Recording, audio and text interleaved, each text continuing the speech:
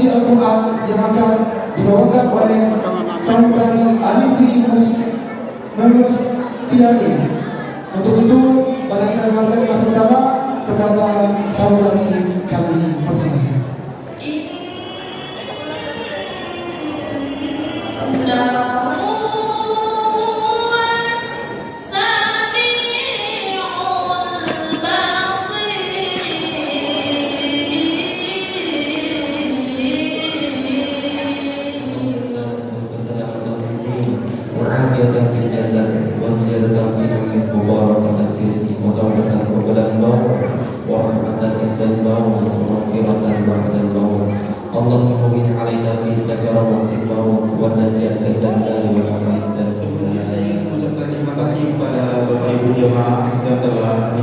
Hadir pada malam hari ini dalam rangka peringatan perjalanan Nabi Agung Nabi Muhammad SAW.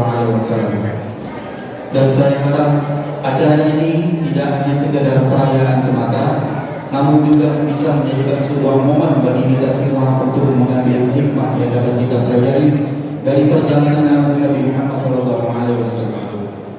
Buat sahabat di waktu pagi, Isra Mi'raj amal disebut perjalanan hebat di untuk Nabi.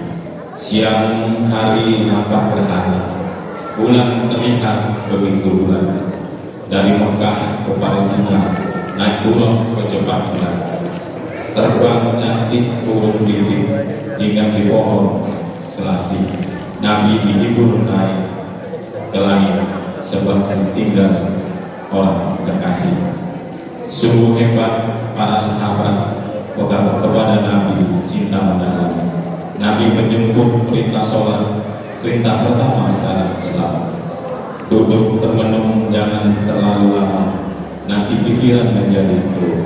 Sholat adalah tiang agama, ibadat kepada dalam tubuh. Jangan percaya kepada tanggal jimat, terikat rotan tidak dapat oleh Allah, tapi percaya di dalam iman. Assalamualaikum warahmatullahi wabarakatuh.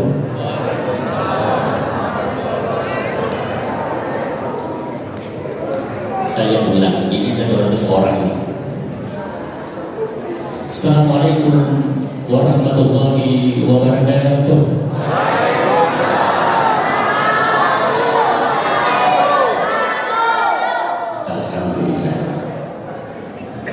Alhamdulillahirabbil alamin. Wassalatu wassalamu ala asyrafil anbiya'i wal mursalin wa ala alihi wa sahbihi ajma'in, amma ba'd. Rabbi shrah li sadri wa yassir li amri wahlul 'uqdatam min lisani yafqahu qawli. Faqad qala Allah subhanahu wa ta'ala fil Qur'anil Karim bi qawlihi ta'ala subhanalladzi asra بأبه ليلا من المسجد الحرام إلى المسجد الأقصى الذي باركنا حوله لنريه من آياتنا إنه هو السميع البصير. وقال هنا في القرآن الكريم بقوله تعالى اقرأ باسم ربك الذي خلق خلق الإنسان min alat ila akhir surah. Sadaqallahu qadim. Alhamdulillahi rabbil alamin, kalimat yang paling pantas kita ucapkan. Tanda bersyukur kepada kehadirat Allah Subhanahu wa taala karena nikmat hidayah, nikmat Islam, nikmat iman, nikmat hidayah, nikmat kesehatan, dan termasuk nikmat umur panjang. Kenikmatan-kenikmatan ini wajiblah kita syukuri dengan ucapan Alhamdulillahirabbil alamin. Salam dan taslim kita berdoakan kepada junjungan Nabi besar Muhammad Rasulullah sallallahu alaihi wasallam. Nabi menjadi suri tauladan, Nabi yang menjadi contoh, yang menjadi panutan, yang menjadi uswatun hasanah, sehingga ada pegangan untuk hidup di dunia dan untuk akhirat kelak. Insya Allah. Yang sama-sama kita hormati Ketua DKM Masjid kita, Ketua DKM Masjid Azhar, terima kasih atas amanah yang diberikan kepada kami Bapak Ibu yang sama-sama kita hormati Imam Besar Masjid Azhar. Dan saya mengucapkan terima kasih kepada sahabat saya Ustadz Azhari, Pak Azhari. Saya pikir apakah karena saya belum tanda tangan di ampera ketika itu mau dikontak? Karena nama saya masuk Pak belum tanda tangan. Jadi tanda tangan ampera itu kalau tanda tangan tidak cair Pak. Saya dikontak, kebetulan berada di Mekah ketika itu. Oh ternyata diminta waktunya untuk mengisi peringatan Isra Mi'raj pada hari ini. Saya tanya, malam keberapa? Katanya mungkin 27. Ternyata sempat was-was Bapak Ibu. Karena 1 hari, 2 hari sebelum balik ke sini, suara saya sempat hilang. Oleh itu Bapak Ibu izin, biasanya nggak pakai kaos kaki Bapak Ibu, tapi izin, mohon maaf saya pakai kaos kaki kenapa? Supaya suara bisa awet. Nah Bapak Ibu yang saya muliakan, yang sama-sama kita hormati Ketua RW beserta seluruh jajarannya, yang sama-sama kita hormati Ketua-ketua RT beserta seluruh jajarannya, dan seluruh jamaah yang hadir untuk memperingati peringatan Isra dan Mi'raj. Bapak Ibu yang saya banggakan, ketika kita berbicara Isra dan Mi'raj, yang mana peristiwa ini sangatlah luar biasa, disebut dengan mukjizatul kubra, karena perjalanan ini tujuannya untuk menerima perintah yang sangat agung, yaitu perintah sholat. Betul Bapak Ibu, perintah sholat. Olehnya itu, apabila kita berbicara tentang Isra dan Mi'raj, maka kita jangan lupa apa yang disebut dalam rukun Islam. Rukun Islam. Saya mau tes nih. Mau tes ada berapa rukun Islam? Ada 5. Belum ini belum ada ya, belum. Baru tes. Nah, ada 5 pada anak kita. Olehnya itu, kita harus melihat sejarah bahwa pada malam 17 Ramadan, Allah Subhanahu wa Ta'ala mengutus Jibril untuk menyampaikan surah Al-Alaq. Iqra bismi rabbikal ladzi khalaq, khalaqal insana min 'alaq. Bacalah dengan nama Tuhanmu, Tuhan yang menciptakan manusia dari segumpal darah. Artinya apa?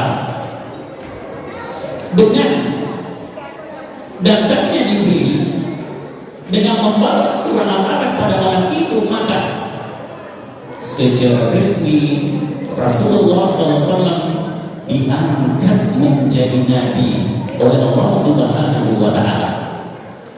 Maka secara resmi Rasulullah SAW diangkat menjadi nabi oleh Allah Subhanahu wa Ta'ala. Maka dengan demikian muncullah apa yang disebut dengan rukun Islam yang pertama. Rukun Islam yang pertama. Islam yang kedua, apa rukun Islam yang pertama? 2 kalimat syahadat. Asyhadu an la ilaha illallah wa asyhadu anna Muhammadar Rasulullah. Ini yang disebut dengan rukun Islam yang pertama. Nah, Bapak Ibu yang saya muliakan, berarti ketika sholat waktu itu belum. Kenapa? Karena belum diterima. Zakat apalagi belum, karena ketika Rasulullah berhijrah ke Madinah baru diturunkan perintah tentang zakat, tentang puasa, apalagi haji dan umrah. Nah, Bapak Ibu yang saya muliakan, kita masuk. Ketika kita berbicara tentang Isra dan Mi'raj, ada beberapa pertanyaan yang muncul. Nih anak-anakku perhatikan nih ya, siapa tahu nanti bagi kita menanyakan. Ada beberapa pertanyaan yang muncul ketika kita berbicara tentang peristiwa Isra dan Mi'raj. Yang pertama, Kalau kita tahu, kalau sama-sama kita mengetahui bahwa tujuan perjalanan peristiwa Isra dan Mi'raj untuk menerima perintah sholat, pertanyaannya tahun keberapa? Yang selama ini kita setiap kali datang 27 Rajab, itulah yang kita peringati. Tapi pertanyaannya tahun keberapa? Karena artinya sudah berapa tahun setelah menjadi nabi, lalu kemudian diperjalankan untuk menerima perintah sholat. Ini yang pertama kali. Yang kedua, pertanyaan yang biasa muncul dalam perjalanan Isra dan Mi'raj Rasulullah, apakah hanya ruhnya saja, atau ruh dan jasadnya, atau bahkan Rasulullah SAW ketika itu hanya bermimpi? Bapak Ibu pernah bermimpi? Bapak Ibu pernah? Oh, pernah bermimpi? Pernah Bu? Nanti kita lihat mimpinya bagaimana.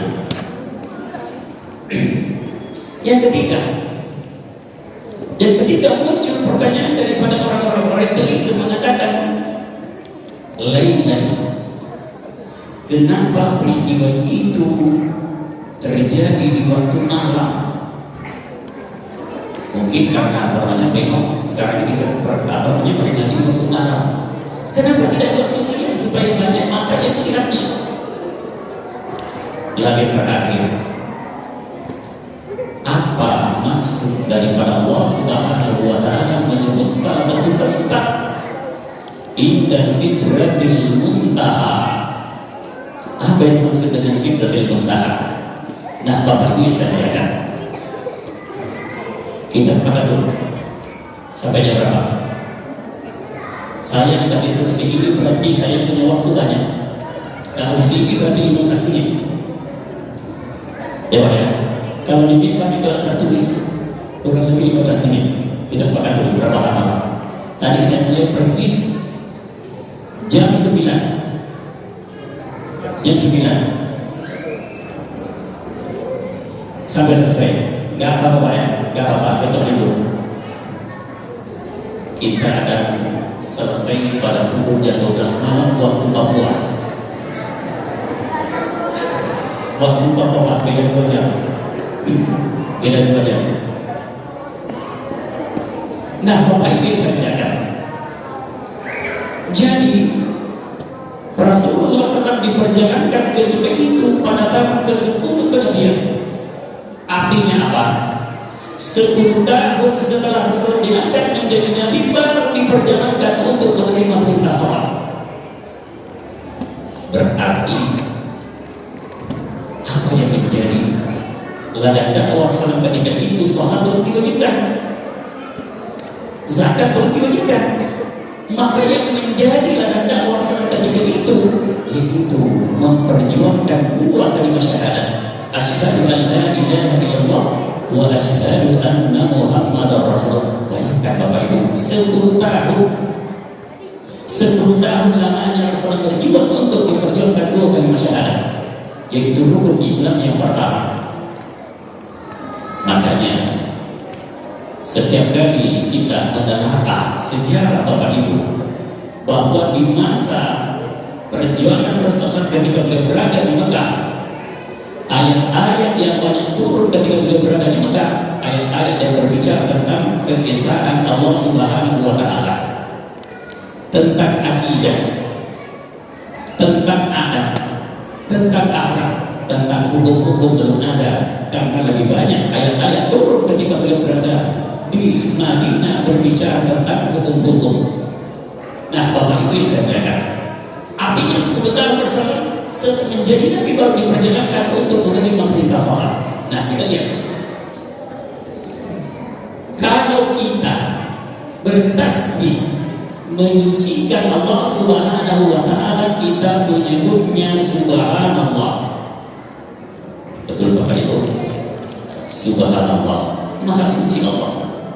Nah, ayat yang sama-sama kita dengarkan tadi ternyata dalam surah Al-Isra dimulai dengan ayat Subhanalladzi, artinya Allah Subhanahu wa Ta'ala menyucikan dirinya, bertasbih untuk dirinya. Kenapa? Karena akan terjadi satu peristiwa-peristiwa yang tidak masuk akal apabila mau dicerna secara akal.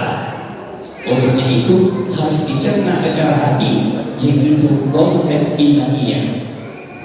Karena tidak masuk akal Bapak Ibu.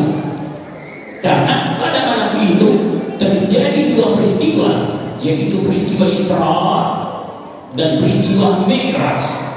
Jadi peristiwa yang pertama disebut dengan Isra, perjalanan Rasulullah dari Mekah ke Masjidil Aqsa, ini yang disebut dengan Isra. Lalu perjalanan dari Masjidil Aqsa sampai menghadap kepada Allah Subhanahu wa Ta'ala, ini yang disebut dengan peristiwa Mi'raj.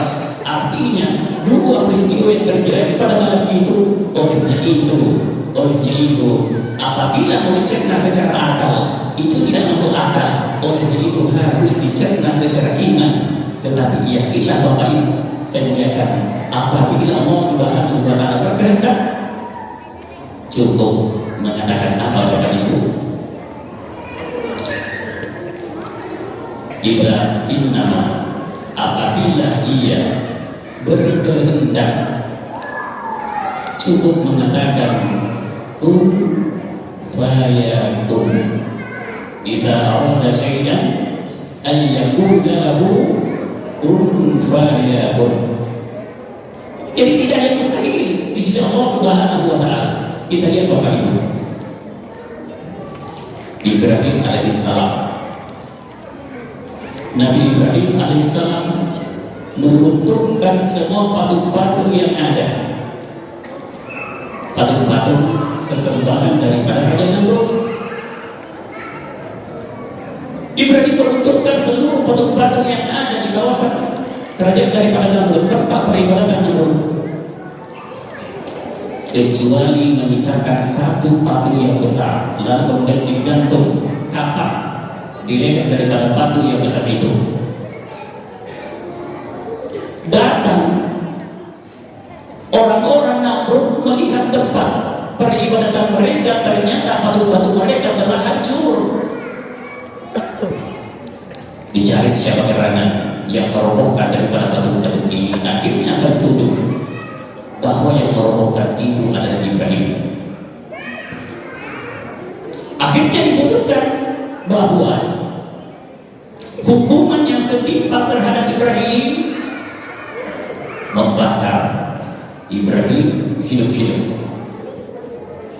Termaktub dalam kitab Mawsu'atul Qasas Al-Quran karangan Profesor Dr. An-Nasyarati pada jilid 1, seorang tulisan Profesor Dr. An-Nasyarati, seorang guru besar di Al-Azhar University Kairo, Mesir, menyebutkan bahwa ketika Ibrahim dibakar lamanya 7 hari 7 malam tanpa asap, api menyala-nyala.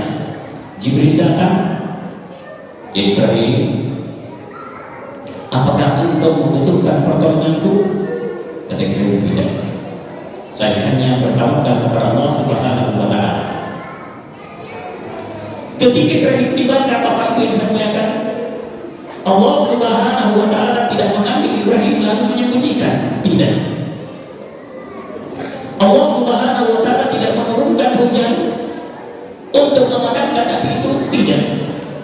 Cukup apa yang diucapkan oleh Allah Subhanahu wa Ta'ala dalam Al-Quran, ya nar, wahai api, kuni, jadi atau dingin, dinginlah engkau, badan wasalaman ala Ibrahim, ya api, engkau dinginkan dan selamatkan Ibrahim. Artinya cukup apa yang Allah Subhanahu wa Ta'ala inginkan, cukup yang mengatakan kun, jadi. Olehnya itu Bapak Ibu, Allah Subhanahu wa Ta'ala tidak mengangkat daripada Ibrahim, tidak menyembunyikan Ibrahim. Kenapa? Karena andaikan disembunyikan Ibrahim, pasti orang-orang Namrud mengatakan, andaikan tidak disembunyikan, pasti Ibrahim terbakar. Yang kedua, Allah Subhanahu wa Ta'ala tidak menurunkan hujan ketika itu, karena andaikan turun hujan, pasti orang-orang Namrud mengatakan, andaikan tidak turun hujan, pasti Ibrahim tidak terbakar. Tapi Masya Allah, Ibrahim tidak terbakar, tidak diturunkan hujan, tidak disembunyikan Allah Subhanahu wa Ta'ala. Cukup Allah Subhanahu wa Ta'ala mengatakan, Kuni bardan wa salaman ala Ibrahim. Ini yang pertama. Artinya apabila Allah Subhanahu wa Ta'ala berkehendak, cukup mengatakan kun, maka Allah Subhanahu wa Ta'ala memulainya dengan bertasbih pada dirinya dengan kalimat Subhanalladzi. Yang kedua Bapak Ibu, Nabi Musa alaihissalam membawa keluar dari Mesir orang-orang yang beriman. Tiba di Laut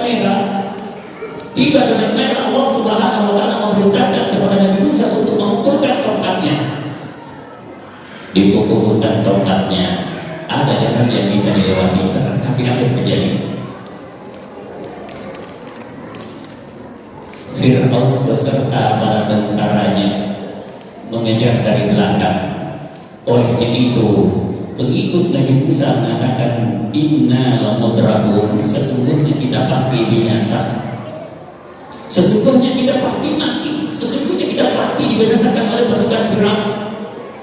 Tapi cukup Allah mengatakan, Fadrib, pukulkan tongkatmu sehingga selamatlah daripada orang-orang yang beriman yang mengikuti Nabi Musa, dan celakalah daripada Fir'aun. Laknatullah. Ketika itu Bapak Ibu yang saya muliakan, artinya apa? Apabila Allah Subhanahu wa Ta'ala berkehendak, tidak ada yang mustahil. Nah, sekarang kita lihat apakah Rasulullah SAW hanya ruhnya saja, artinya ruhnya yang diperjalankan, jasadnya di rumah, atau ia hanya dalam keadaan bermimpi? Nah, Bapak Ibu, pernah tidak bermimpi Bapak Ibu? Pernah. Saya ilustrasikan Bapak Ibu sebelum saya masuk sejarah tentang mimpi yang pernah terjadi pada diri raja masa Nabi Yusuf alaihissalam. Bapak Ibu, kalau Bapak Ibu bermimpi, contoh dari Tiban Hosin, dari Tiban Hosin menuju ke Bandara Hamdani, lalu terbang menuju ke Madinah. Di Madinah Bapak Ibu ziarah ke Raudhah, lalu kemudian singgah di Bir Ali untuk mengambil miqat, masuk ke Mekah, tawaf sebanyak 7 kali, lalu melanjutkan sa'i baina Safa wal Marwah, lalu kembali lagi ke Mekah, ke Batam di Tiban Hosin ketika itu. Ini dalam mimpi Bapak Ibu, ini dalam mimpi. Mudah-mudahan mimpinya kenyataan. Amin. Bu, mudah-mudahan mimpinya kenyataan Bu ya. Nah, apa bermimpi dulu? Mudah-mudahan satu kelak kenyataan. Nah, yang saya maksudkan Bapak Ibu, andaikan terjadi mimpi seperti itu, melihat dirinya pergi umrah dan balik pada itu terbangun, lalu kemudian ke tetangganya menceritakan tetangganya, Bu, semalam saya melihat diri saya bermimpi pergi umrah. Oh, dari Hamdani pergi ke Madinah, lalu masuk ke Mekah, Sa'i dan balik ke Mekah. Pertanyaannya Bapak Ibu, pertanyaannya, orang yang kita ceritakan mimpi itu, beranikah mengatakan kamu bohong? Oh, pernah dibuktikan Bu, cerita mimpi kepada orang lain, pasti tidak akan berani mengatakan kamu bohong. Kenapa? Karena itu adalah mimpi. Olehnya itu, andaikan dikatakan Rasulullah dalam keadaan bermimpi, pasti orang-orang kafir Quraisy tidak mempermasalahkan Bapak Ibu. Olehnya itu Allah Subhanahu wa Ta'ala mengatakan biadihi, hambanya. Kita sebut hamba karena masih menyatu antara jasad dengan roh. Subhanalladzi asra bi abdihi, hambanya. Berarti yang diperjalankan ketika itu jasadnya dan ruhnya dan bukan mimpi. Jasadnya dan ruhnya bukan mimpi, artinya diri Rasul yang diperjalankan ketika itu. Maka pertanyaan yang mengatakan apakah hanya mimpi? Bukan mimpi. Buktinya apa? Orang-orang Quraisy ketika Rasulullah SAW menyampaikan kepada sahabatnya, ternyata orang-orang Quraisy pun juga mendengar apa yang disampaikan oleh Rasulullah kepada sahabatnya, bahwa perjalanan ini ia lakukan dalam satu malam. Dua peristiwa hebat yang terjadi. Perjalanan dari Mekah menuju ke Masjidil Aqsa, yaitu Isra, dari Masjidil Aqsa menuju ke Indah Sidratil Muntaha dan menerima sholat lalu balik. Kalau hitungan waktu Bapak Ibu, pada sholat Isya pukul 8, balik sebelum subuh jam 5. Kira-kira berapa jam Bapak Ibu? Sekitar 8 jam, 9 jam. Itu tidak masuk akal. Olehnya itu orang-orang kafir Quraisy yang mereka ini adalah pedagang, lillahi Quraisyin illahi rihlatas syita'i was-sayf. Ini orang-orang kafir Quraisy, mereka ini mata pencahariannya adalah pedagang. Mereka apabila musim panas mereka akan ke Syam, kawasan Palestina, di mana Masjidil Aqsa berada. Apabila musim dingin mereka ke Yaman. Olehnya itu mendengar dari apa yang disampaikan oleh Rasul, mereka tidak percaya. Kenapa? Perjalanan yang biasa mereka lakukan dari Mekah ke Palestina itu 1,5 bulan, baru ke sana. Balik 1,5 bulan, berarti 3 bulan. Lah, nggak mungkin. Apa yang disampaikan itu Muhammad? Masa perjalanannya setelah Isya balik sebelum subuh? Olehnya itu Allah Subhanahu wa Ta'ala memulai ayatnya dengan kalimat Subhanalladzi, Maha Suci Allah. Olehnya itu Bapak Ibu yang saya muliakan, orang-orang kafir Quraisy itu kepo Bapak Ibu. Ia tidak tenang. Dia harus membuktikan apa betul apa yang disampaikan oleh Muhammad. Datanglah mereka ke Abu Bakar. Abu Bakar, ta'ala Abu Bakar. Ada hal apa? Sini. Itu sahabat itu udah gila. Kenapa? Kami biasanya melakukan perjalanan ke Masjidil Aqsa ke negeri Syam Palestina 1,5 bulan baru balik 3 bulan. Masa? Artinya tidak masuk akal. Masa Muhammad diperjalankan, katanya diperjalankan setelah jam 8 dan balik sebelum subuh sekitar 9 jam, nggak mungkin. Maka kata Abu Bakar, simple, apabila Muhammad mengatakan hal itu fana'am, betul. Apabila Muhammad mengatakan kalimat itu maka iya. Maka Abu Bakar mendapatkan gelar Abu Bakar As-Siddiq. Ada gelarnya ya, Abu Bakar As-Siddiq, sahabatnya dan mertuanya sekaligus mendapatkan gelar As-Siddiq karena selalu membenarkan apa yang diucapkan oleh sahabatnya, yaitu Muhammad Rasulullah SAW.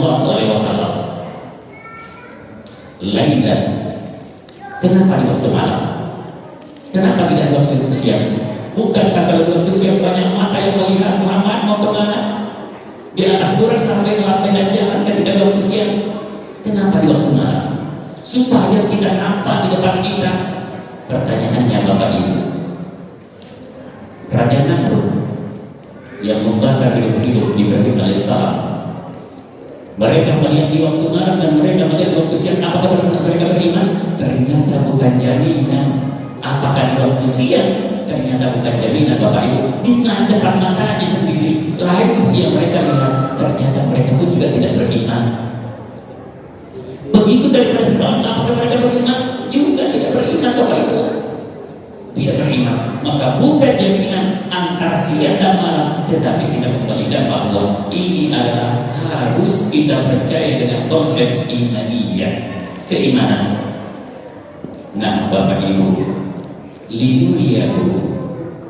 Subhanalladzi, maha suci Allah, memperjalankan hambanya untuk apa? Untuk memperlihatkan sesuatu yang akan terjadi pada umatnya supaya menjadi pelajaran kepada Muhammad dan umatnya. Apa itu? Allah Subhanahu wa Ta'ala menunjukkan tentang surga, tentang neraka. Allah Subhanahu wa Ta'ala menunjukkan kepada Muhammad seseorang memukulkan kepalanya, seseorang membenturkan kepalanya di batu keras. Bertanyalah Muhammad, Muhammad, ma hadza ya Jibril? Ya Jibril, ma hadza? Apa ini Jibril? Ini perumpamaan apa wahai Jibril? Apa kata Jibril? Muhammad, ini perumpamaan akan terjadi bahwa apabila ada umat yang mengaku Islam tetapi malas melakukan sholat, maka ini yang akan terjadi pada hamba wahai Muhammad, akan memukulkan kepalanya di batu keras. Yang kedua, ada orang yang menanam menuai, menanam menuai. Biasanya kalau bapak ibu kita menanam nunggu paling tidak 1 minggu. Ini yang diperlihatkan kepada Muhammad ketika itu, menanam menuai. Sehingga setelah pertanyaan mahal ya Jibril, ini perumpamaan apa ya Jibril? Maka Jibril mengatakan, ini bagian daripada hambamu, ini bagian daripada umatmu wahai Muhammad. Apabila ia selalu berjihad di jalan Allah Subhanahu wa Ta'ala, maka Bapak Ibu jangan pernah membayangkan ketika kita menyebut kalimat jihad harus mengangkat senjata. Tidak, ternyata tidak. Bahwa yang disebut dengan berjihad ke jalan Allah Subhanahu wa Ta'ala, masjid kita membutuhkan uluran tangan Bapak Ibu. Masjid kita membutuhkan pembangunan. Ini adalah bagian daripada jihad kita. Seorang suami keluar untuk mencari nafkah untuk dirinya dan keluarganya, itu adalah bagian daripada jihad.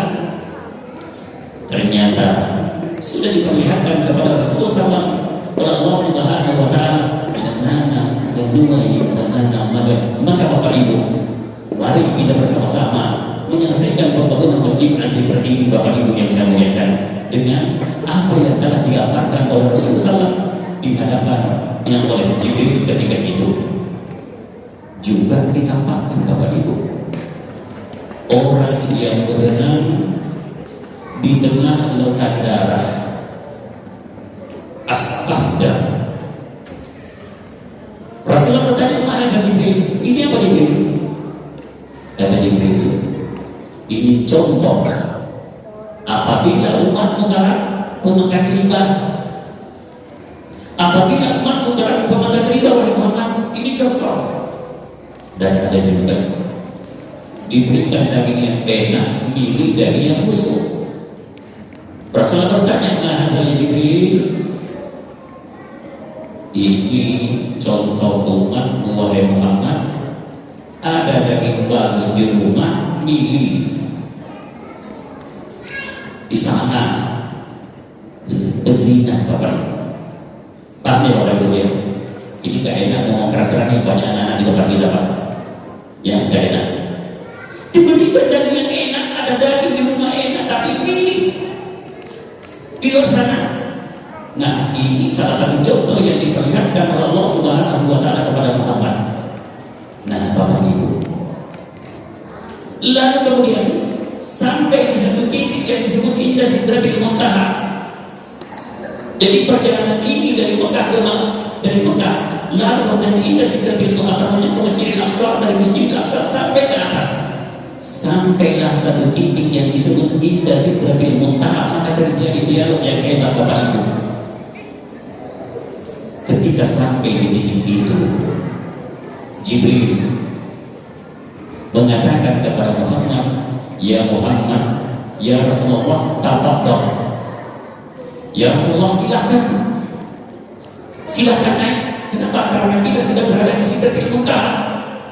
Bukankah tujuan perjalanan ini yaitu untuk menerima perintah sholat? Sekarang kita sudah berada di Sidratil Muntaha. Muntaha artinya Bapak Ibu ada intinya permulaan dan ada intinya artinya akhir. Tapi apa kata Muhammad? Tidak boleh dipilih. Bukankah perjalanan ini kita memulai bersama dan hendaknya kita mengakhiri bersama? Tapi apa kata Jibril? Ya Muhammad, in taqaddamtu lah taraktu, in taqaddamtu lah tarakta. Muhammad, apabila engkau melangkah, sesungguhnya kamu mampu menembusnya. Tetapi apabila saya melangkah, saya binasa, saya terbakar. Artinya apa? Sekarang seluruh ciptaan Allah Subhanahu wa Ta'ala tidak ada yang bisa menembus Sidratul Muntaha. Bahkan malaikat pun tidak ada yang bisa menembus Sidratul Muntaha. Maka satu-satunya ciptaan Allah Subhanahu wa Ta'ala yang bisa menembus Sidratul Muntaha hanya orang mulia, hanya Rasulullah SAW yang mampu menembus Sidratul Muntaha untuk menerima perintah sholat Bapak Ibu yang saya muliakan. Maka satu-satunya ciptaan Allah Subhanahu wa Ta'ala yang menembus Sidratul Muntaha hanya Muhammad Rasulullah Sallallahu Alaihi Wasallam. Baik Bapak Ibu, kita berjuang kembali dalam sejarah. Siapa ya? Ini musibah.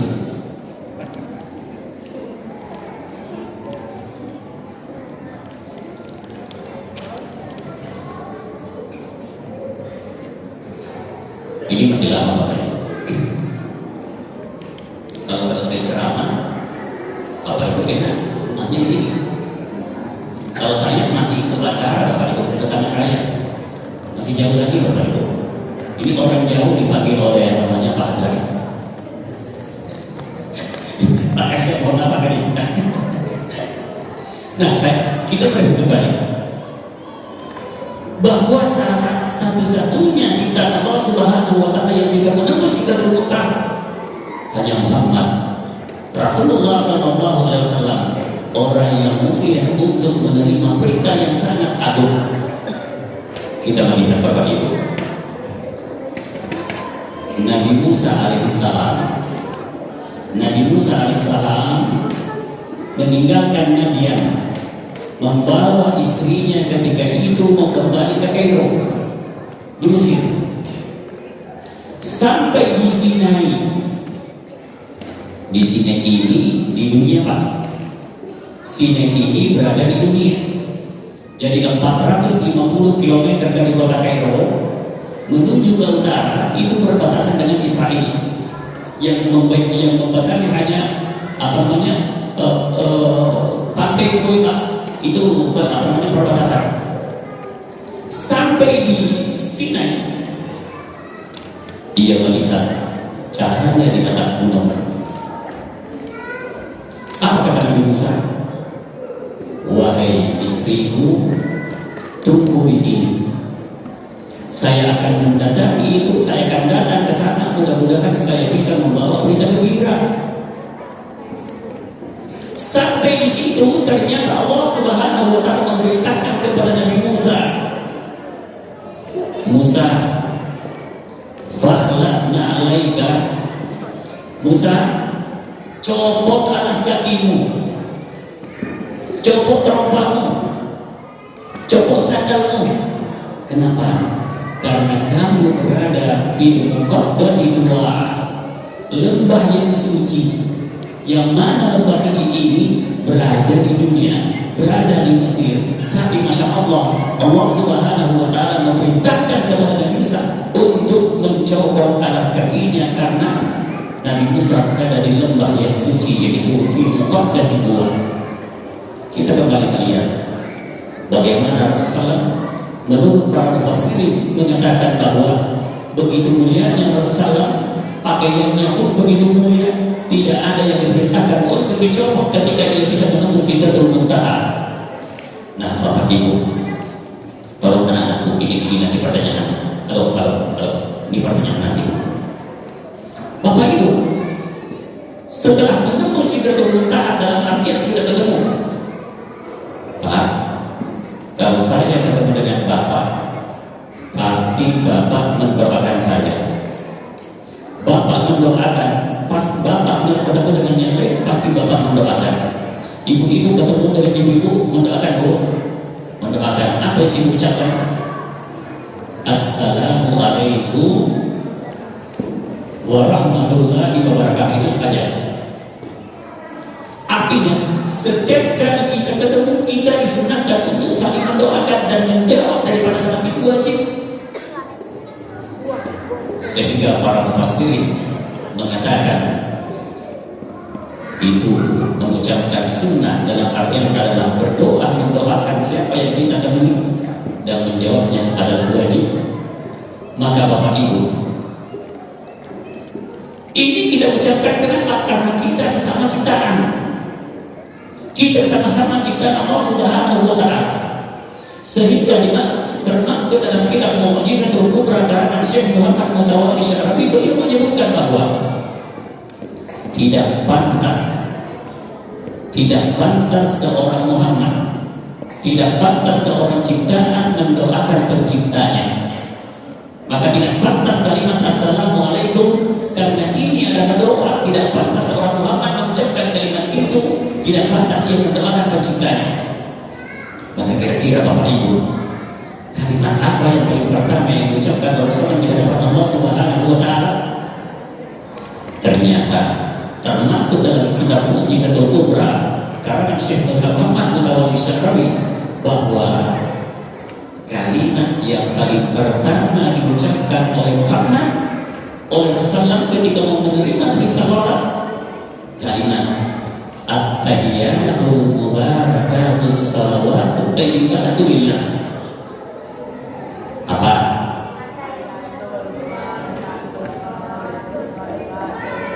Belum dapat hadiah. Nanti akan apa yang bagi ya. Penghargaan, penghormatan, keberkahan hanya milik Allah Subhanahu wa Ta'ala. Nah Bapak Ibu, coba disambung. Ternyata sambungannya itu berbentuk dialog, yang mana doa yang disampaikan oleh Allah Subhanahu wa Ta'ala kepada Muhammad. Assalamu alayka ya ayyuhan nabi wa rahmatullahi wa barakatuh. Jadi inilah yang kita baca dalam surat kita Bapak Ibu. Seolah-olah dialog antara Allah Subhanahu wa Ta'ala dengan Muhammad, dan inilah yang kita implementasikan dalam sholat. Sudah diterima sholat. Saya tidak akan bercerita antara 50 dengan 5 karena melihat waktu Bapak Ibu. Turun Muhammad, kembalilah Muhammad ke bumi. Kembali Muhammad ke bumi dengan membawa perintah itu bahwa sholat sudah wajib, sudah diterima, sudah menjadi perintah, sudah diterima langsung di hadapan Allah Subhanahu wa Ta'ala. Maka bagaimanapun dalam situasi kondisi apapun wajib melaksanakan sholat. Buktinya apa Bapak Ibu? Bapak Ibu, terkadang ada pertanyaan yang bertanya seperti ini. Dengar baik-baik. Terkadang ada pertanyaan yang bertanya seperti ini Bapak Ibu. Kenapa kalau sholat zuhur dan asar berjamaah tapi sholatnya tidak jahakan? Tapi kenapa di waktu malam maghrib, isya dan subuh dijahakan? Nah, termaktub dalam kitab Fatawa wa ma yahibuhul amr karangan Syekh Muhammad Mutawalli Syarabi, beliau menyebutkan bahwa hal itu terjadi karena Rasulullah sudah kembali menerima perintah sholat itu, sementara orang-orang kafir Quraisy, Bapak Ibu, pedagang-pedagang itu, penggembala-penggembala itu, yaitu orang Quraisy, mereka berkeliaran. Artinya mereka banyak berkeliaran di waktu siang apa malam? Kenapa waktu siang? Karena mereka adalah pedagang. Beda di Batak Bapak Ibu. Kalau Bapak Ibu ke kampus kami ke Ibu Sina, nampak malam di sana karena kuliahnya waktu malam. Tapi para orang-orang kafir Quraisy ini, mereka berdagang, mereka penggembala kambing, mereka berkeliaran di waktu siang. Maka Rasulullah SAW tetap melaksanakan apa yang menjadi perintah Allah Subhanahu wa Ta'ala dengan konsep strategi bagaimana jiwa ini tetap terselamatkan. Maka Rasulullah mengajak para sahabat untuk melakukan sholat zuhur berjamaah. Rasulullah mengajak para sahabat untuk melakukan sholat asar berjamaah, tapi suaranya tidak diperdengarkan karena orang-orang kafir Quraisy masih berada di luar sana. Maghrib, apalagi kalau musim dingin di Arab Bapak Ibu, jam 5 itu udah gelap. Maka pedagang-pedagang ini, penggembala-penggembala ini, mereka sudah pulang ke rumah masing-masing. Oleh itu Rasulullah SAW mengajak para sahabat untuk melakukan salat berjamaah dengan suara dijamin, dijaharkan, diperdengarkan. Lalu kemudian Rasulullah mengatakan, "Sallu kama ra'aitumuni usolli." Salatlah kalian sebagaimana engkau melihat aku salat. Maka inilah yang kita lakukan Bapak Ibu. Tidak ada perubahan sejak Rasulullah SAW mengajarkan bahwa zuhur asar itu disirkan, sementara maghrib isya dan subuh dijaharkan. Itu merupakan ajaran Rasulullah SAW. Bapak Ibu yang saya muliakan, berhijrah Rasulullah ketika itu ke Madinah, tetapi hati yang gundah, hati yang berat. Kenapa? Kenapa Bapak Ibu? Karena ketika itu Rasulullah melakukan sholat Ka'bah di sebelah kiri, padahal berada di Mekah. Ka'bah berada di sebelah kiri, Latta Uzza batu-batu berada di sebelah kanan. Ia menghadap sholatnya ke Masjidil Aqsa, sholatnya menghadap ke Masjidil Aqsa. Maka doa yang selalu dipanjatkan kepada Allah Subhanahu wa Ta'ala, ya Rabb, mudah-mudahan kelak Ka'bah menjadi kiblatul muslimin. Olehnya itu Bapak Ibu, di Madinah 1 tahun 4 bulan, 16 bulan baru diterima doanya Allah Subhanahu wa Ta'ala. Makanya di Madinah itu ada namanya Masjid Qiblatain, masjid dua kiblat, yang dulunya sholat menuju ke Masjidil Aqsa, lalu kemudian diperintahkan untuk sholat menghadap ke Ka'bah sampai sekarang. Turunlah ketika itu perintah tentang zakat, turunlah ketika itu perintah tentang puasa dan haji. Kelimanya ini, keempatnya ini adalah Bapak Ibu semuanya wajib, tetapi kewajibannya berbeda-beda.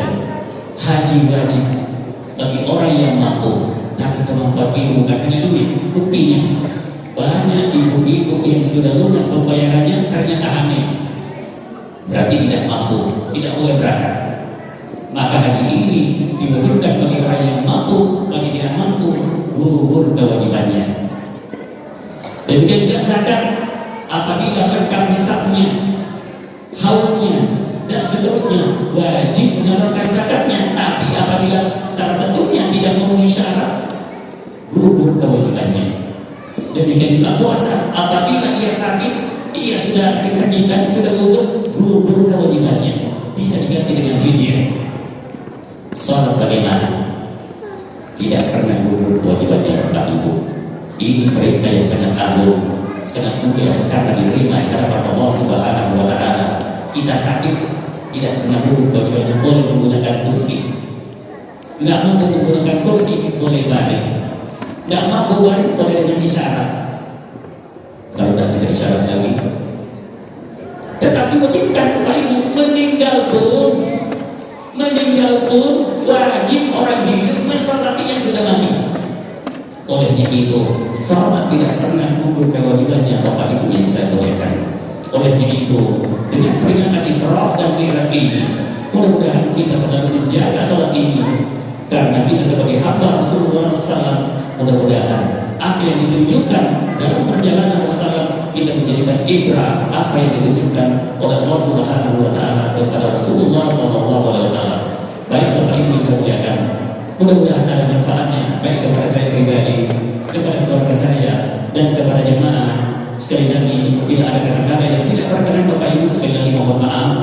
Saya akhiri dengan ucapan wallahu muwaffiq ila aqwamit thoriq. Wassalamualaikum warahmatullahi wabarakatuh. Siapa yang masjid? Ketua Masjid. Azika.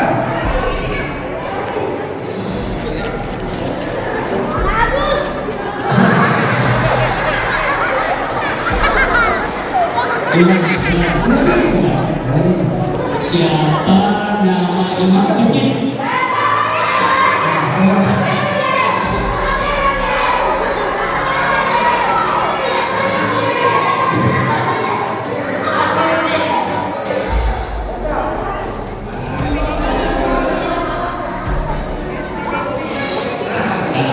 Oke. Jangan dulu, oke? Angkat tangan dulu. Bangun. Bola di bawah ya. Oke. Di bawah lagi, oke? Siap dulu. Dulu. Angkat dulu, oke? Apa rukun Islam yang kelima?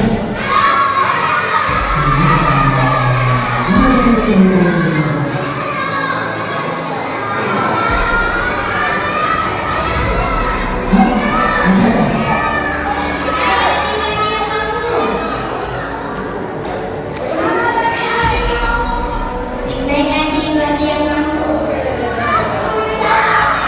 Oke, satu lagi. Dulu. Lagi. Satu lagi. Nah. Angkat tangan apa? Oke. Hah? Oh ya, oke. Satu, dua, ya. Satu, dua, langsung ke sana. Oke. Siapa nama ketua? Siapa nama ketua panitia sekalian? Siapa? Siapa? Siapa?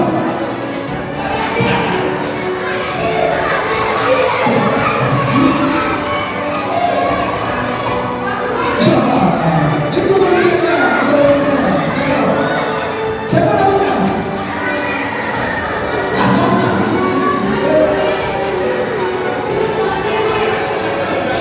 Oke, Bapak. Yang tahu namanya. Yang tahu namanya. Tadi sebut. Kita baru sebut tadi. Oke, dengar baik-baik, dengar baik-baik. Apa rukun Islam yang ketiga?